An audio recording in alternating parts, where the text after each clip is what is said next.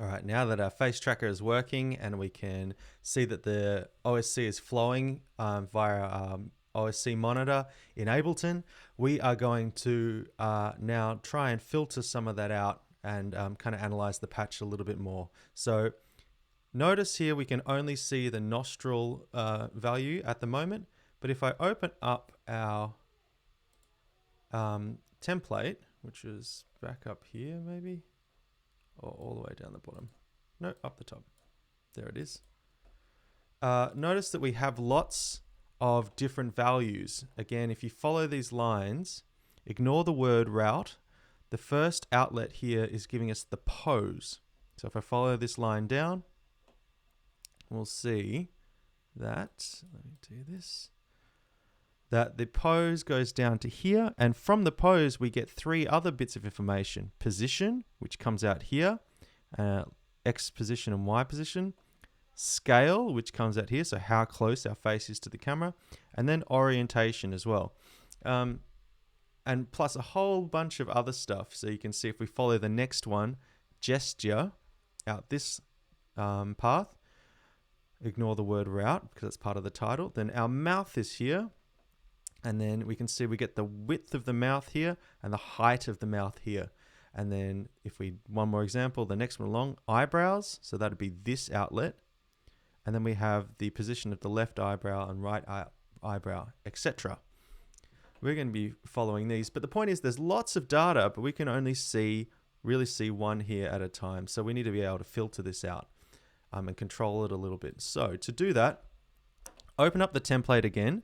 Notice you won't see any data here because it's kind of being used by this monitor over here. Unlock the patcher, select all by pressing Command A, and then copy everything by pressing Command C. Or you could just right click and copy. All right, so now we're kind of done with that. Close this, and back in Live, I'm going to create a new MIDI effect. So I'm going to go to Max for Live, Max MIDI effect, and then create a new effect. Drag that in before our OSC monitor. Let's open this up, and here is the editor. Basically, it's just Max, and then I'm going to paste that, everything I copied in here, and I'll zoom out a little bit. So this is everything from our template. Still not getting any data because, again, it's being used by this OSC monitor. But if I stop this, doesn't necessarily start flowing in, but I think if I restart the patch, it will. So let's just do one thing. This part of the example, the synthesizer part, we don't need that. So I'm just going to delete that for now. One less thing to look at. And then I'm going to save this Max patch. So save as, and I'm going to give it the name of our class. So BSP123 face tracking. I'm going to call it OSC face tracking. OSC face tracking. Awesome. Save. Now I can close this, delete that, remove that device, close my folder and open it again, and then I should be able to find BSP OS. This is it. I wrote 153. It's 123, so maybe I'll fix that. Here it is. Open it. Let's just save that again one more time.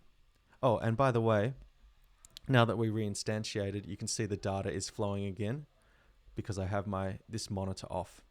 We're gonna do something about that in a second. But just let me quickly. There's my face.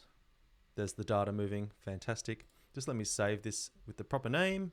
Save as 123. There we go. So I'm going to close that. Delete that object or that device. Close the folder, open it again. 123 OSC face tracking. There it is. Cool. And yes, we can see our data flowing. So that's the number one thing I want you to do here. Copy the template into a new Max MIDI effect.